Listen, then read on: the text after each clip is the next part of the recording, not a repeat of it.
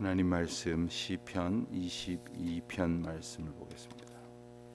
시편 22편 말씀 1절부터 31절까지 봉독하겠습니다. 시편 22편 1절로 31절입니다. 내 하나님이여 내 하나님이여 어찌 나를 버리셨나이까. 어찌 나를 멀리하여 돕지 아니하시오며 내 신음소리를 듣지 아니하시나이까. 내 하나님이여 내가 낮에도 부르짖고 밤에도 잠잠하지 아니하오나 응답하지 아니하시나이다. 이스라엘의 찬송 중에 계시는 주여 주는 거룩하시니이다. 우리 조상들이 주를 의뢰하였으므로 그들을 건지셨나이다. 그들이 주께 부르짖어 구원을 얻고 주께 의뢰하여 수치를 당하지 아니하였나이다. 나는 벌레요 사람이 아니라 사람의 비방거리요 백성의 조롱거리니이다. 나를 보는 자는 다 나를 비웃으며 입술을 비죽거리고 머리를 흔들며 말하되 그가 여호와께 의탁하니 구원하실걸. 그를 기뻐하시니 건지실걸 하나이다. 오직 주께서 나를 모태에서 나오게 하시고 내 어머니의 젖을 먹을 때에 의지하게 하셨나이다. 내가 날 때부터 주께 맡긴 바 되었고 모태에서 나올 때부터 주는 나의 하나님이 되셨나이다. 나를 멀리하지 마옵소서. 환난이 가까우나 도울 자 없나이다. 많은 황소가 나를 애워싸며 바산의 힘센 소들이 나를 둘러쌌으며 내게 그 입을 벌림이 찢으며 부르짖는 사자 같으니이다. 나는 물같이 쏟아졌으며 내 모든 뼈는 어그러졌으며 내 마음은 밀랍 같아서 내 속에서 녹았으며 내 힘이 말라 질그릇 조각 같고 내 혀가 입천장에 붙었나이다. 주께서 또 나를 죽음의 진토 속에 두셨나이다. 개들이 나를 애워쌌으며 악한 무리가 나를 둘러 내 수족을 찔렀나이다. 내가 내 모든 뼈를 셀 수 있나이다.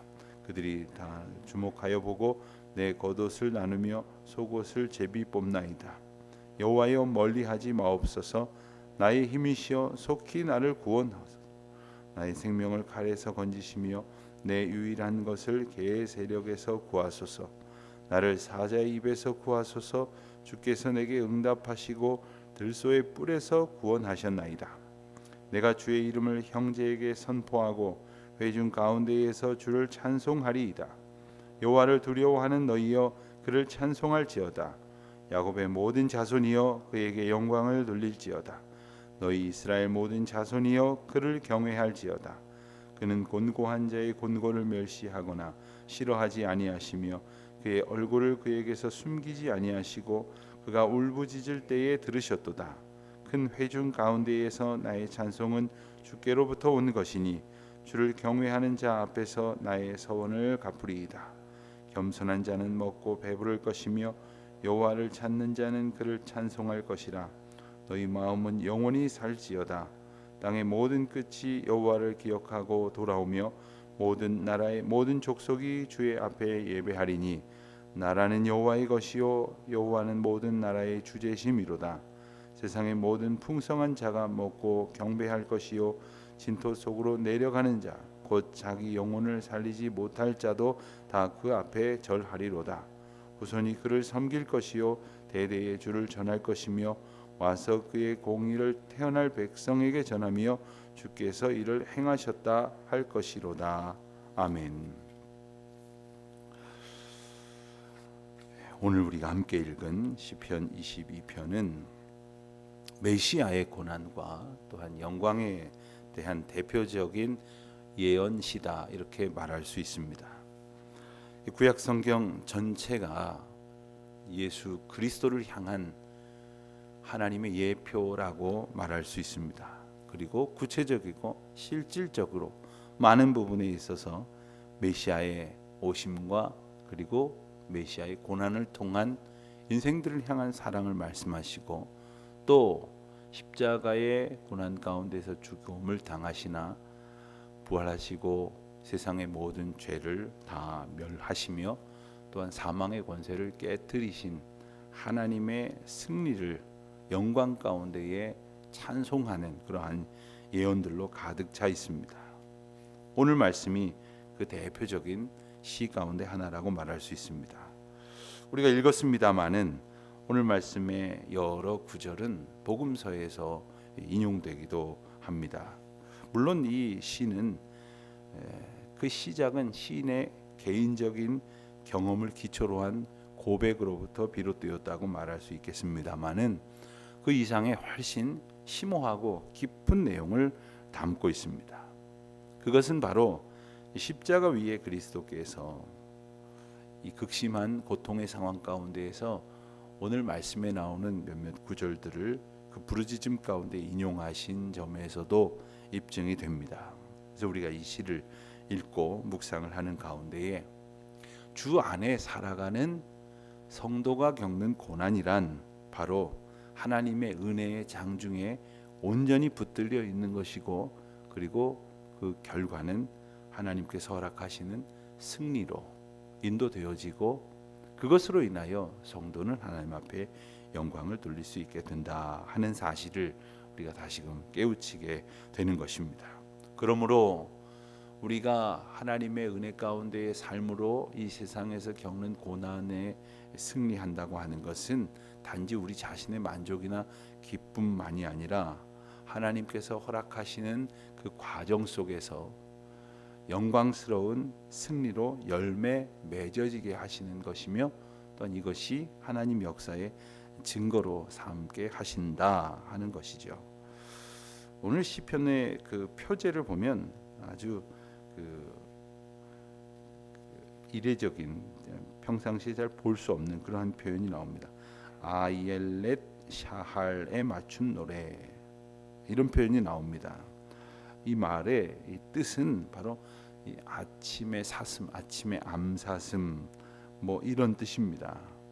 이 아이엘렛 샤할이라는 말이 이런 뜻인데, 그러한 이 곡조의 분위기를 가지고 이 시편을 읽어야 한다, 뭐 이런 안내입니다. 이 시의 어떤 분위기, 이 시를 읽었을 때 어떤 분위기를 말할 수 있겠습니다. 그런데 이 시의 많은 부분은 예수님의 고난을 묘사하고 또 인용하고 있습니다. 그 상황을 설명하고 있습니다. 그런데 이 사슴의 곡조, 암사슴의 어떤 그 분위기, 뭐 특별히 아침의 사슴, 뭐 이런 표현을 하면 우리가 좀 약간 어울리지 않는 것 같이 느껴질 때가 있습니다만은, 우리가 읽어가면서 우리가 느꼈던 것처럼 이 시는 고난의 어려움 가운데에서 시작되어지지만 마침내 승리의 노래, 그리고 감사의 고백을 하고 있는 것을 우리가 이제 알 수 있게 되어지는 것이죠.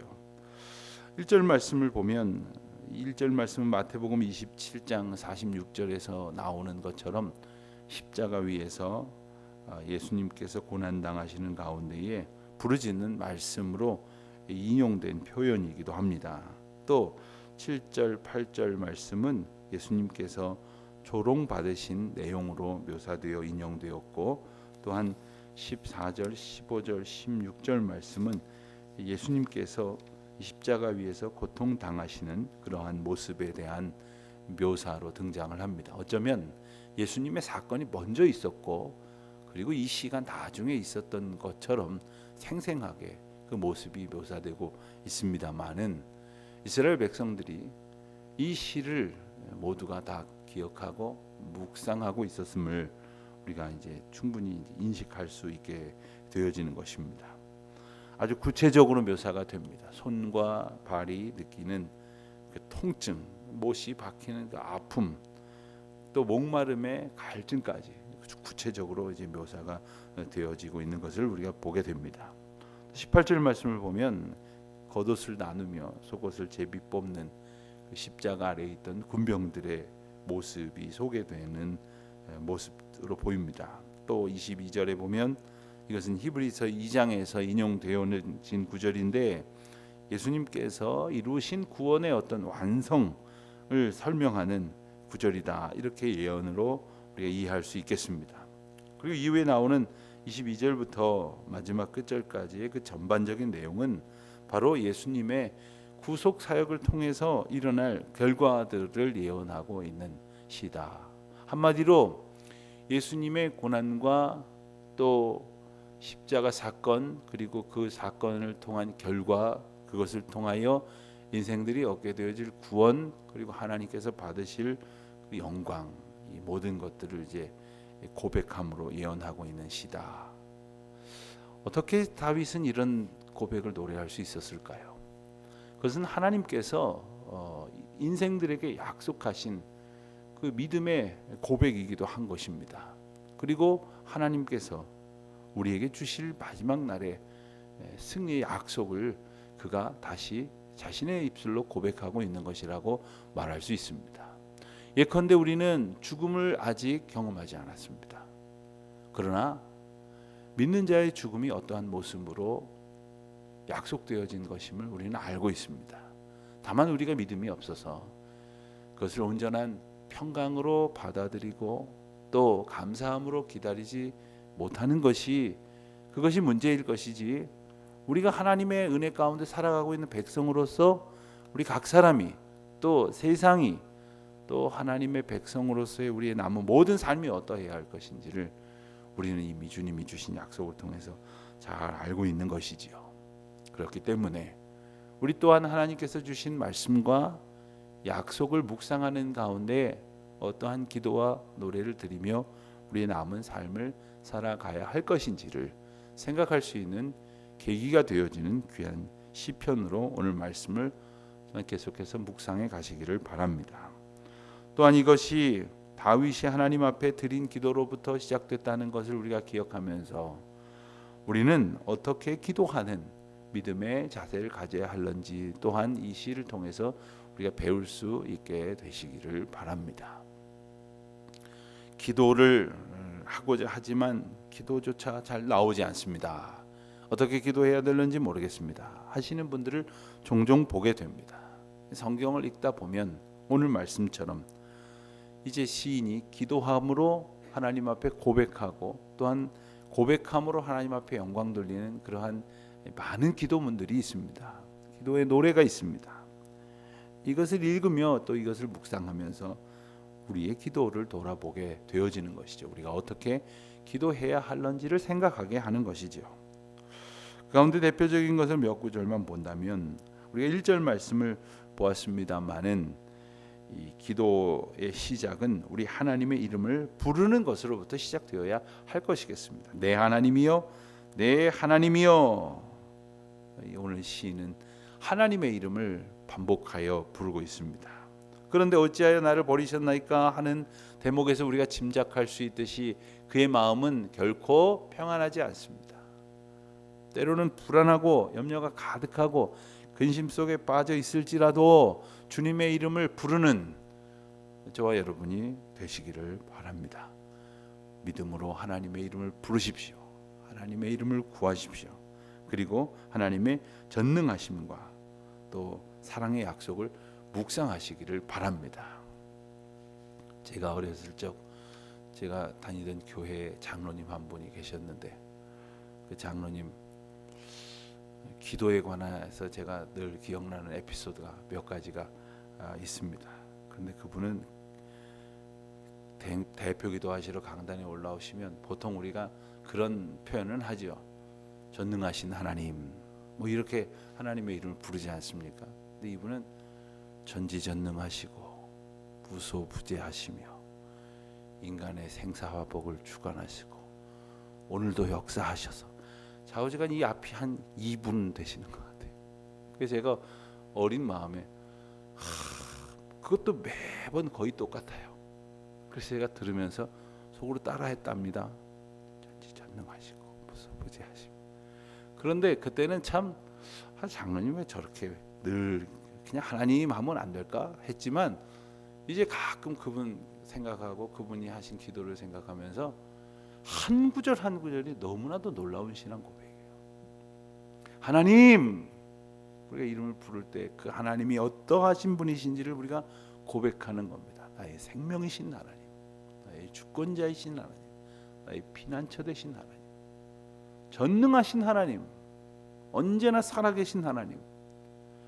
여러분, 우리가 하나님의 이름을 부를 때에 그와 같은 기쁨의 찬송으로 고백하며 부르는 그 고백으로부터 시작해야 할 것이겠습니다. 또 2절에서 보듯이 열심히 그리고 꾸준히 간절한 마음으로 낮에도 부르짖고 밤에도 잠잠하지 아니하오나 응답하지 아니하시나이다. 때로 우리가 응답을 받는 경우도 있지만 응답되지 않는 것 같은 그러한 경우도 있습니다. 답답함 속에 있을 때도 있습니다. 그러나 하나님 앞에 끊임없이 항상 꾸준히 열심으로 낭망하지 않고 쉬지 않고 기도할 것을 오늘 이 시를 통해서 또한 배우게 됩니다. 사실 때로는 하나님의 침묵이라는 응답 앞에 있게 됩니다. 하나님께서 우리의 기도를 즉각적으로 들어주시면 얼마나 좋겠습니까? 그러나 하나님께서 때로는 침묵함으로 우리로 기다리게 하십니다. 그러나 우리가 그것을 지금 다 알지 못하지만 그 가운데 하나님께서 우리에게 말씀하시는 합당한 이유가 있고 더욱 하나님의 뜻을 구하며 살아가야 할 이유를 깨닫게 하시는 계기인 줄도 알아야 할 것이겠습니다. 그래서 믿음의 사람이란 주어진 결과에 대해서 불평하기보다는 감사함으로 하나님 앞에 찬양하기를 힘쓰고 또한 주의 거룩하심을 더욱 기억하고 또 혹시라도 우리가 불신앙에 빠지거나 의심하는 행동에 이렇게 왜곡되어지는 행동에 경도되지 않도록 우리 스스로를 겸손히 돌아봐야 할 것이겠습니다. 또한 이 4절에도 나오고 또 5절에도 나오고 저 뒤에 가면 21절에도 나오는데 하나님께서 이미 지난날 주셨던 그 놀라우신 은혜, 그 은혜를 통한 하나님의 신실하심 그리고 주님이 베풀어 주신 구원의 축복들을 회상하면서 기도하는 고백이 있어야 할 것이겠습니다. 다윗이 시편 가운데서 기도한 내용들을 보면 지금 어떤 상황이 벌어져서 감사한 고백을 하는 경우도 있습니다만은 그보다 훨씬 더 많은 경우는 지금 이 상황이 내게 너무나 고통스럽지만 지난날 내게 주셨던 은혜를 내가 추억하나이다, 내가 기억하나이다, 이렇게 고백하는 기도들이 훨씬 더 많습니다. 다윗에게 있어서 지금 현실이 감사의 이유가 아니라 지난날 주셨던 모든 구원의 은총들이 오늘 감사의 고백의 이유가 된다는 것을 우리가 함께 기억해야 할 것이겠습니다. 또한 하나님 앞에 우리의 소중한 것들을 드리며 아뢰며 기도할 수 있어야 하겠습니다. 20절 말씀을 보면 내 생명을 칼에서 건지시며 내 유일한 것을 개의 세력에서 구원하소서. 여기서 말한 이 유일한 것이라 하는 그것은 바로 우리 영혼을 말합니다. 그 누구에게도 뺏길 수 없고 버려질 수 없고 간과할 수 없는 우리의 영혼이 오직 하나님 앞에 온전히 찬송 가운데에 드려질 수 있도록 그리고 주님의 인도하심만을 바랄 수 있는 그러한 기도가 드려져야 할 것이겠습니다.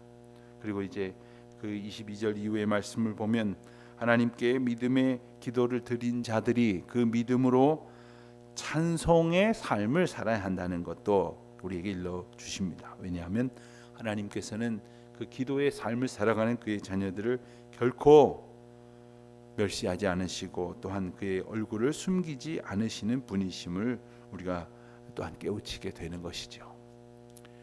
의심하기 쉬운 참으로 힘겨운 삶을 살아가는 그런 분들이 있습니까? 두려움과 염려 가운데에 살아가는 이들이 계십니까?